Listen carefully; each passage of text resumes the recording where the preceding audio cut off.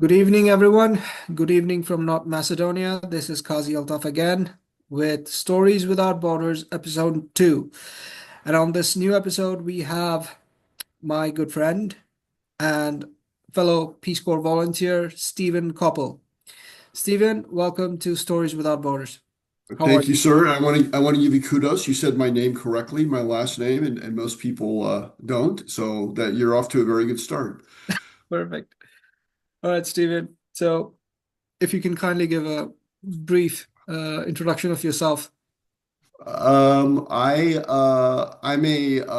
year behind my our host here in terms of my Peace Corps service. I came to North Macedonia in September of last year. I am currently living in a village called Zernovci, which is sort of has the misfortune in many ways of being very close to the a town called Kochini, which many people are unfortunately familiar with now because they had that horrible nightclub fire there. And it's in Eastern Macedonia. I think I'm about an hour from Altaf, I believe. Yeah. And So I've been here, and like our host, I work in the community development sector. I work for a village government. We are the smallest, what's called municipality in Macedonia. A the sort of a government entity that's made up in the U.S., for instance, it would be maybe equivalent to a county. It's made up of many villages and towns, and my municipality is the smallest in Macedonia. It consists of about, on a good day, maybe 2,000 people, and we have three villages, Zrnovci being the largest. And it's a beautiful town Hmm. at the base of the mountains, and Zrnovci River runs through the middle of the village, and it's quite beautiful. And today was nice despite the threat of rain. So I've been here for about 8 months. I was living in Southern California at the time before I left for the Peace Corps. Hmm. I spent most of my should I talk about my decision on why I came to the Peace Corps, or do you want me to just talk about where I came from, or Yeah, what yeah, would your journey, because I worked in the entertainment industry most of my career. Hmm. On and off, but the bulk of it was spent in the entertainment career, entertainment business, excuse me. And I was getting to the point where I was getting winding down my career, getting thinking about what I'm going to do post working life, and I had always had a desire to join the Peace Corps, and ironically. This last job I had, my boss, who's much younger than I was, told me he had served in the Peace Corps in Bulgaria in the early 2000s. He, in fact, knows our number two, Jeff. He and Jeff served together, by the way. Hmm. Um, and He said, well, they take people of all ages. And then I was reminded that, for instance, Jimmy Carter's mother, our president, I don't know which number he was, his mother, what was her name? That's Rosalind. I don't remember his mother's name, but Hmm. she served the Peace Corps, I believe, in her 70s or 80s. 70s, And yes. yeah, I mean, in terms of her age.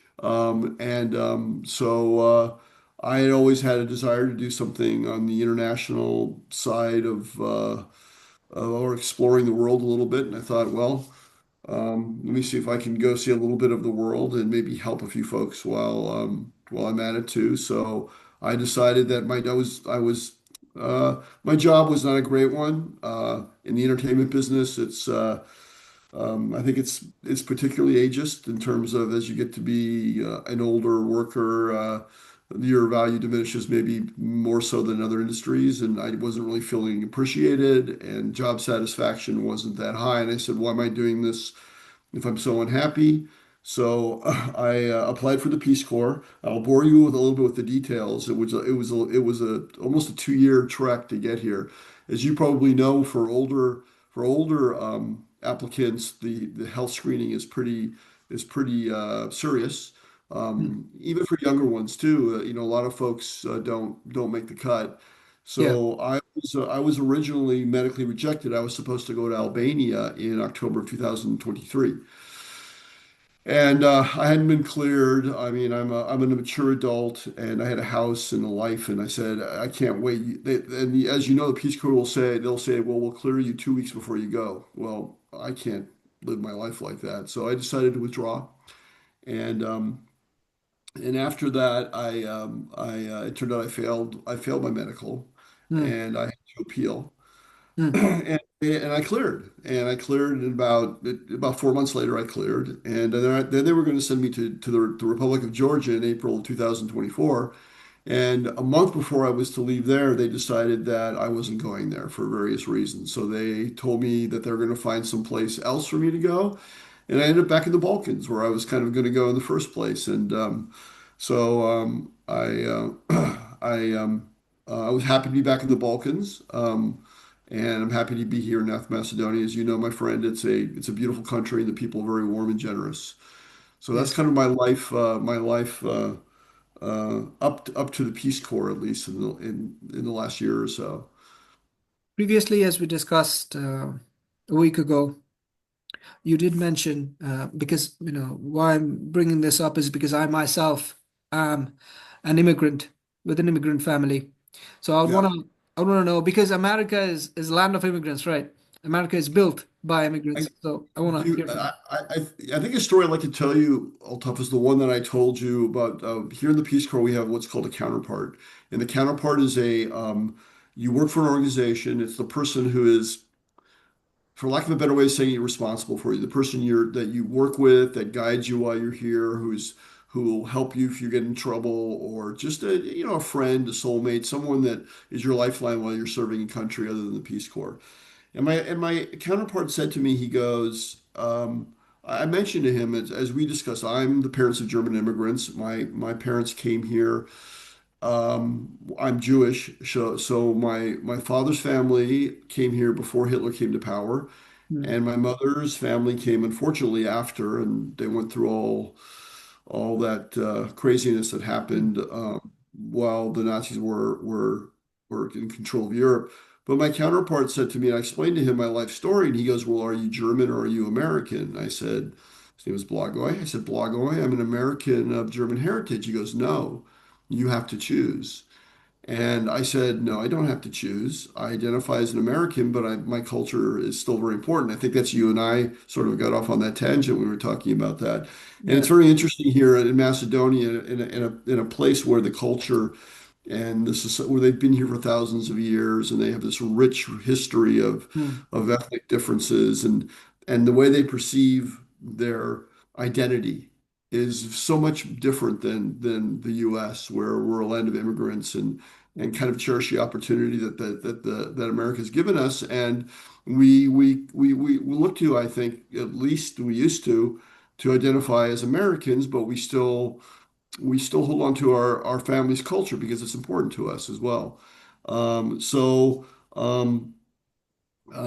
that was just an aside, but I think it's maybe your listeners will be interested how the perceptions are in the Balkans, where you have to choose. You're either Albanian or you're Macedonian or you're Yes. Bulgarian or you're Vlach or you're Yes. Romani or whatever.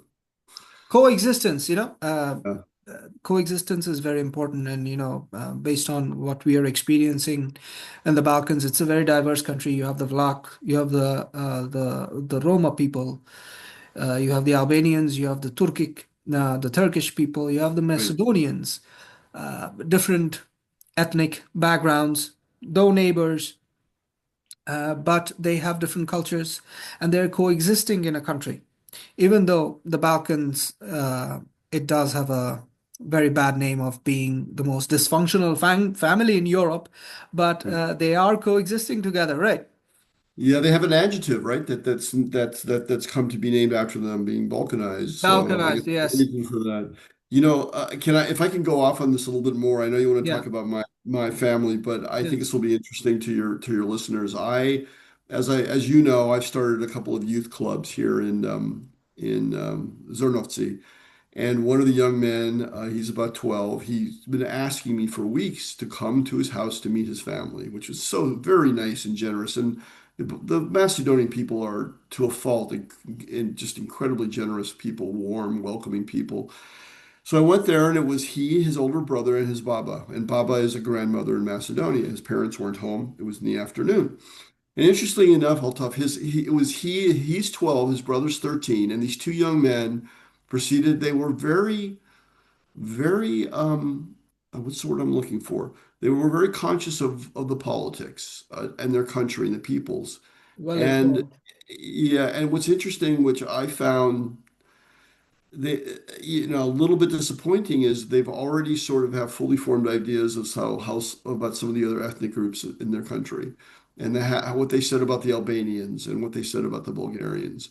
And I guess there's a musical um, called South Pacific from the 1950s, and it has to do with racism. And there's one song that song called "You Have to Be Carefully Taught," and it's Mm, about people being brought up to think a certain way. mm. And as warm and generous as these people are, and the fact that they've lived together for thousands of years, yet they're still holding on to these sort of, I don't know, these certain perceptions about their neighbors is it's a little disheartening to see young people that think that way. I think, this is a very important question.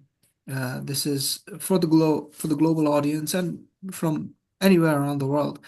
Is America, every country has its issues. So does Macedonia, so does America, Yeah. whatever country we speak about.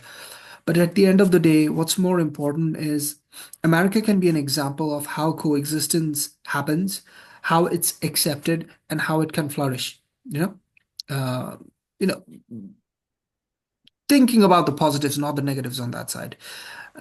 You have definitely seen, you grew up in California. It's one of the most diverse communities in the world, right? As you did, right? Well, I grew up, but you spent a lot of years Yeah, there. like more than a decade time. Yeah, So in my age, it was a cultural shock for me, just seeing so many different types of people, right? Different colors, different ethnic backgrounds, different beliefs, and it shows that if you accept people from different backgrounds, from different cultural ethnicities, you have different ideas, and there's innovation, isn't it?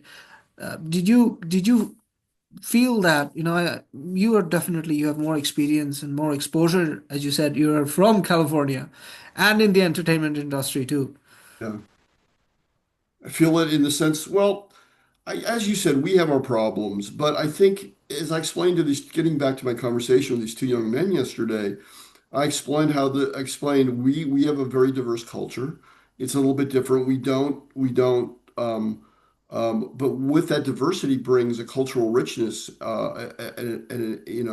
I said to them, just as a sort of more mundane kind of perspective, I said, I love Macedonia, I love the food, but as you know, it's for the most part you eat Macedonian food, Hmm. and that's all there is. They don't have that cultural integration or acceptance of other cultures, or they don't have a history of accepting maybe people that come to this country with different cultural perspectives and cuisines and customs and things as much as America is. So we have this tapestry in America, which is wonderful. It makes for a very rich cultural experience. So like you said, in California, we're not perfect. I think also the people that come here, the people from the Peace Corps, there's sort of a filter. We're kind of idealists. We think we're going to come. We hope that we're representing the best of America, right? That we want to represent America and what's good about America, while understanding that we have a lot to learn from these people as well. There's a lot that these people do that we can learn a lot from as well. And so hopefully at the end of our service, we're going to maybe impart something on them that will hopefully change things a little bit. And we'll learn something as human beings. I think that maybe we take more than we give in many respects, and go back and have and learned a lot more than what we've given as well. And Hmm. hopefully it's a bit of a two-way street. I think it's what we all hope it is, right? So I wanted to track back to your younger years, Okay. the younger Stephen.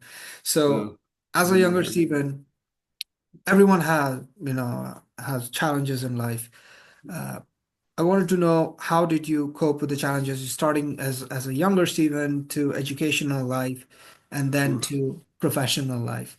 I lived in Colorado for the formative years of my life. When I was my first year of high school, I moved to Colorado. I moved to Denver, Colorado, And that was a bit of a cultural shock for me because I'd lived my whole life in Southern California. I grew to love Colorado. It's kind of still in my heart as my home. I spent my formative years there. I went to the University of Colorado and I graduated with a degree in political science and sort of an emphasis. I was going to be a journalist at one point. I studied journalism. I had an emphasis in international affairs. My school didn't really offer minors, so I have a Mm, political science degree. And when I got out of school, I wanted to be a journalist, and I worked at a radio station as an intern for a while in the news department, mostly behind the scenes. Excuse me. Um, Writing copy, getting stories, recording, doing interviews, cutting interviews, things like that. And I had hopes of being of going into journalism. But at the time, some economic considerations, I did get a couple offers to move on to get a paying gig. I decided to take a different course in my life. I ended up, I kind of consider myself the Quentin Tarantino who never became famous. I ended up working at a video store, actually for many years, a very large video store in a college town where I graduated. And it was one of those stores where they had thousands and thousands of movies, and you had a very culturally literate clientele. So we had everything from Fellini to Roger Corman. We had everything. So it was a really and I'd always loved movies. mm, So that sort of kind of fed that, and I did that, and then eventually I kind of worked myself, excuse me, up the food chain. mm, And Colorado didn't have a lot of opportunities for the entertainment business. I was working for a small home video company at the time in Denver after moving on from the video store, and I went and moved to LA. My family had all moved back to Colorado they had been back for 10 or 15 years, 20 years. They didn't like Colorado. I was the only one that did. I moved back, moved to the LA area, and started working for a home video company back in the day, and so I did many things in the home entertainment industry. I started off in sales. I did marketing. I wrote contracts. I produced some shows. Nothing very exciting, but I did a little bit of everything. Had a very interesting career in the entertainment business.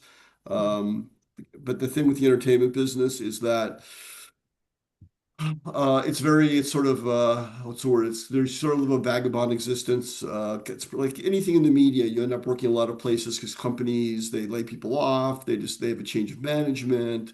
They go out of business. So, I ended up, bouncing around, working for a lot of companies. Always, I always felt like even though I was doing something rather mundane, in some of these jobs, I always said it's better than digging ditches. I'd rather be around about movies and than baking bread or something. Not that there's anything wrong with baking bread, but it fed my interest in film. mm. And and so that was like the last third of my career. I was working in Denver, excuse me, in Colorado. Oh, Steve, in Los Angeles, Los uh, Angeles. and doing that. In the meantime, I like sports. I was interested in sports. I've been following that. I try to do a little bit of charitable work. I don't have a history of working for NGOs. In fact, you're going to laugh at this. When I first started the Peace Corps, they kept talking about NGOs, and I didn't know what the acronyms stand for Mm, because kind of in my day we called them nonprofits. yeah. So I know one of my colleagues was upset. She goes, "How can you be in the Peace Corps and not know what an NGO is?" So my perspective going into the Peace Corps, if I can kind of transition to that a little bit, is that my I came here with thinking that I wanted to help entrepreneurship in this Mm, country. I've worked for a lot of companies, big and small. I've done everything from, clean the bathrooms to like I said, to produce some shows. I've done everything, and I wanted to take that experience and take that sort of perspective on things where no job is too small and no job is too big, and maybe also try to communicate some of the passion there is for doing something in a socially responsible way in business, where it's okay to be profitable, but you also have to be um, you have to be cognizant of what's around you, and you have to help your community as well. It's not all about it's not all about profit. You have to be responsible to your business, but you have to be responsible to your community as well. And that's a perspective that I've taken in the Peace Corps. And as we have spoken, you and I have spoken in the past, I'm looking to see if we can't find companies, especially here in North Macedonia, that maybe we can bring out a little bit of their social responsibility, that sort of mindset. Because as we both discovered, that's maybe not something that they've traditionally done. There's not a there's not that public-private partnership sort of gene here, right? But I really believe that these people can embrace it if they understand what the benefits are for them, both as businessmen and as members of their community. Some of the ideas, if you can kindly share a few ideas that you feel that you can implement based on your experience, professional experience.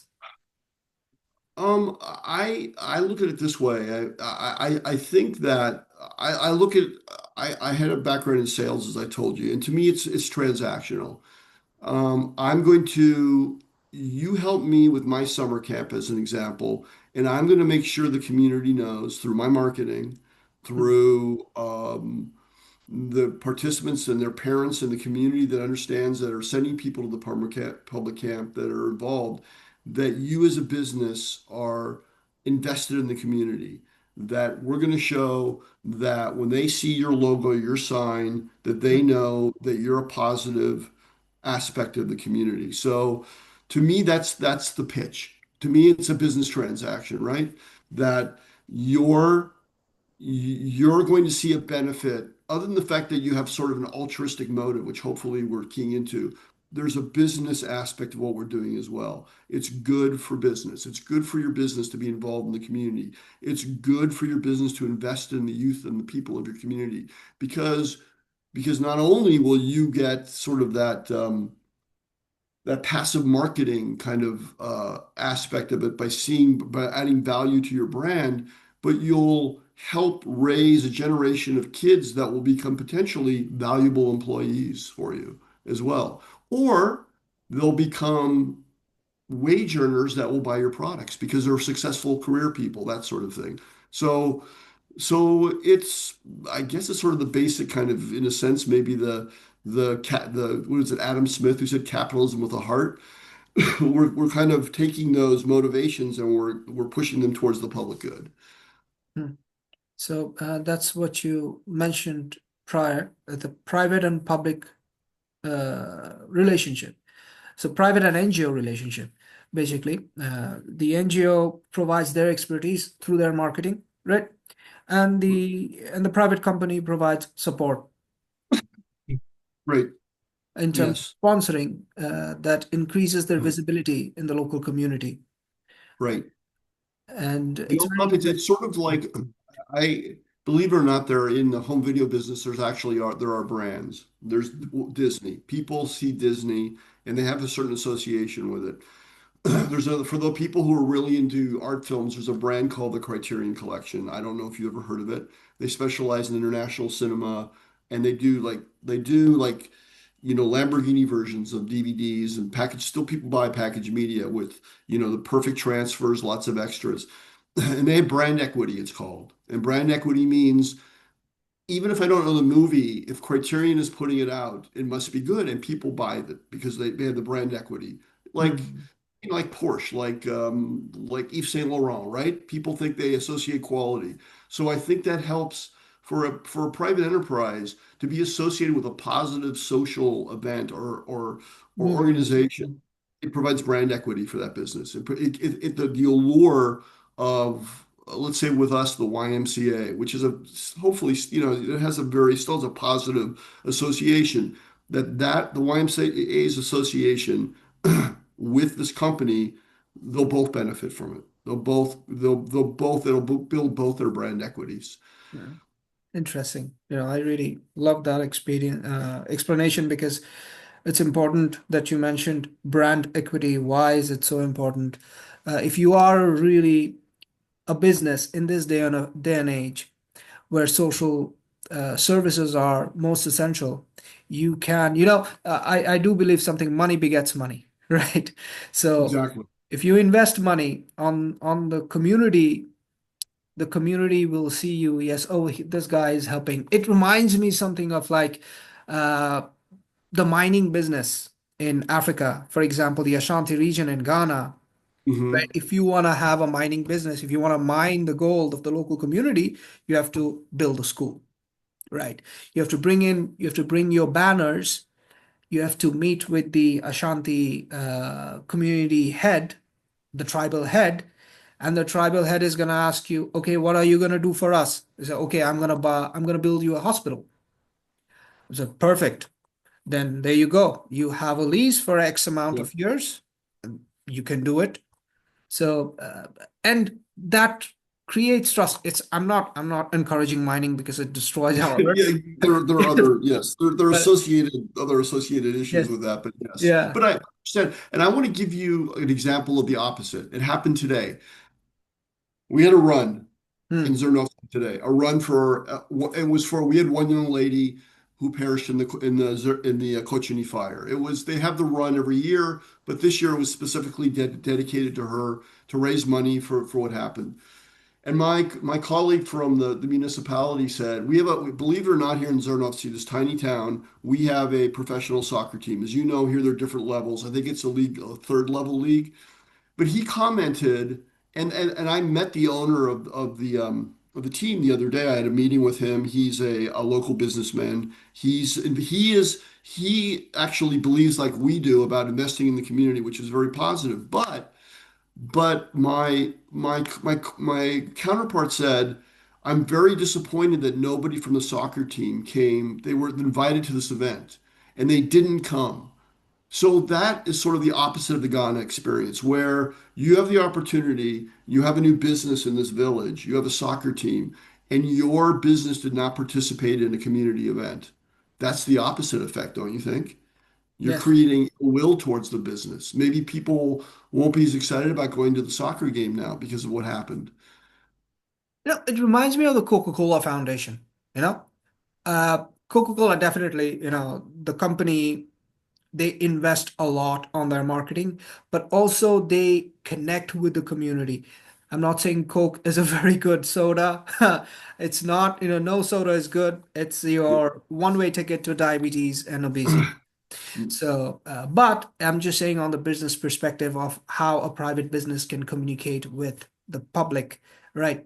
Through they have the Coca-Cola Foundation, you have local partners, NGOs, and through that they produce, no, they create an event, right? They donate through their business, and that NGO becomes a partner. Right. So that's how a business grows in the community, and people say, for example, in a village, as you mentioned in your community, this and on your shirt, as we saw, there's a sponsor, right? And that business comes with a product, and people will say, "Oh, this X company, what do you call that? Participated in this event, so definitely they're good folks." The psychology immediately clicks in. They're like, oh, these are good folks. This is a good business, right? Good practice business. That's very interesting. My next question for you would be, mm, you worked in the entertainment industry, and you are Hmm. currently also, the private and the NGO. You have a good combination of both. And currently you are serving as a Peace Corps volunteer. You could have retired, you could have stayed back home. You could have had another job, but you decided to give time to the world. My question for you would be, uh, say, for example, a young guy uh, watches. We got only 10 minutes. I think this Okay. would be our penultimate question. A young person wants to join, say, for example, in your case, the entertainment industry. What would you suggest? And also, to that very young person, why would you suggest them to join, to volunteer in the community? Um, well, if do you want to talk specifically about the Peace Corps, or just being an altruistic human being An and doing anything? altruistic human being, and also, Um, yeah, I think that for some of this, I look at life again, once again, if I look at a business perspective, and I want to talk about me, but because I had many years of sort of this accumulating this, I looked at my life's ledger, I call it, Mm, and what I've taken out of life and what I've given into life. And I felt as I'm in the last third of my life, the ledger side where I've taken is much higher than the ledger side where I've given.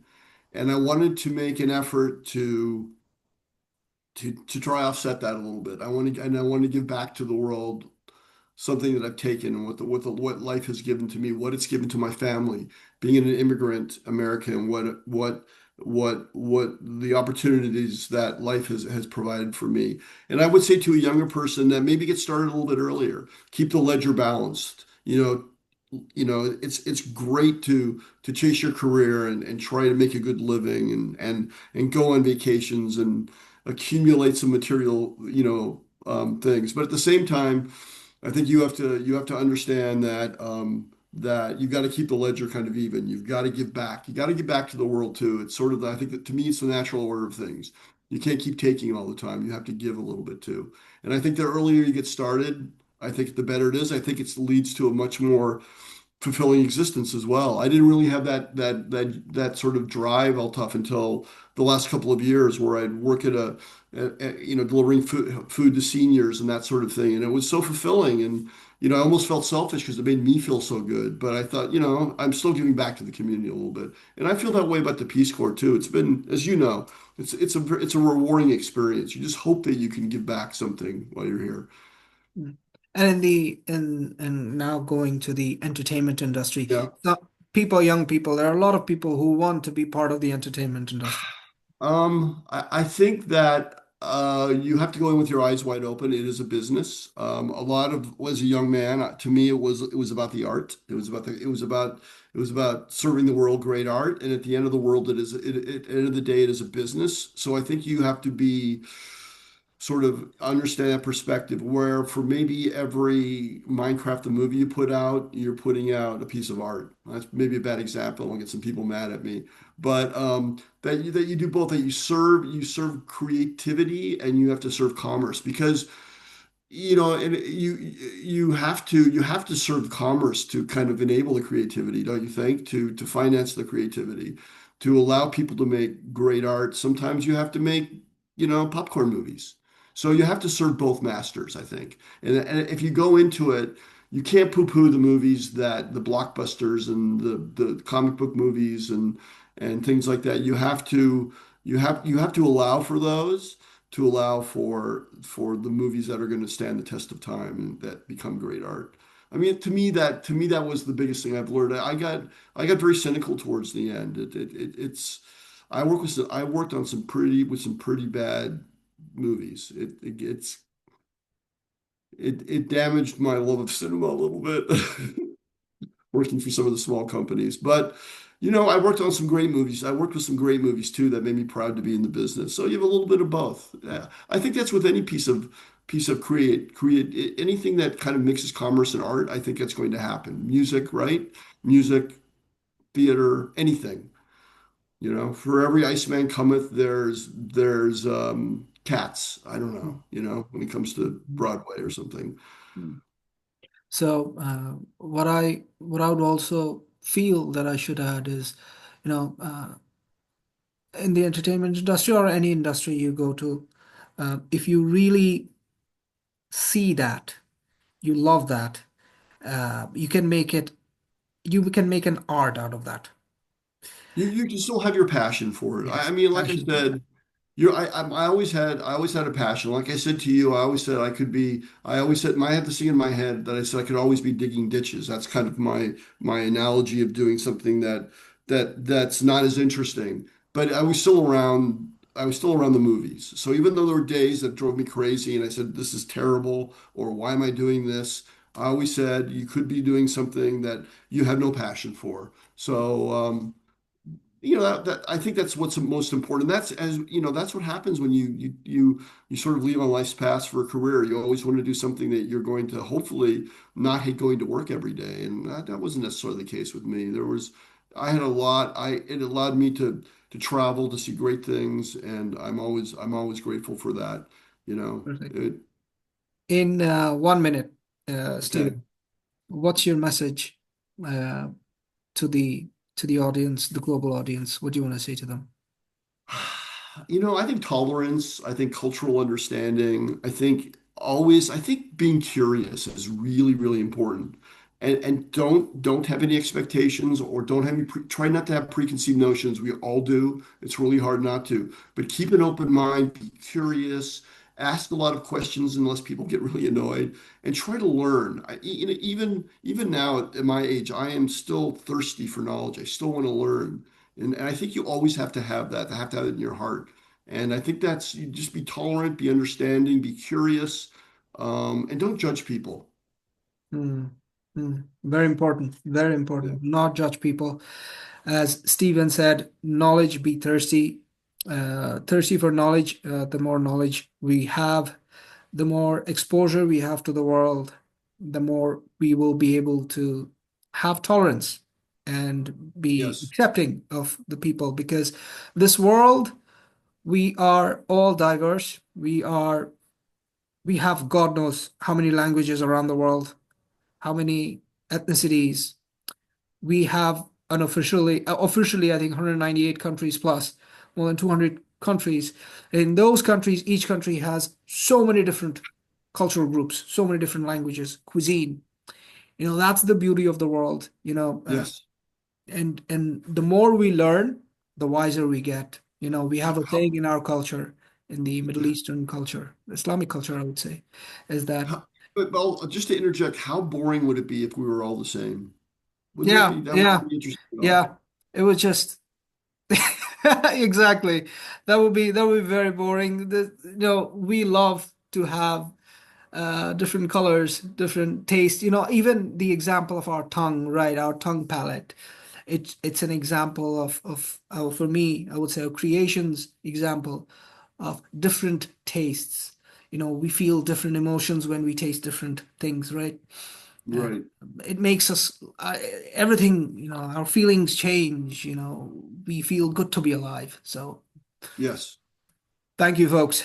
All right. Thank you Stephen, for having thank you me. It's very been a much. great, hey, it's been great getting to know you. Thank you for the opportunity to be on your podcast. And for I look forward to working with you. For those viewers that don't know, we hopefully will be working together and even more closely in the near future. And I really look forward to that. Definitely. Thank you. Thank you, Stephen. Thank you for Okay. your All time. right. Appreciate it. Good night. Good night. Bye.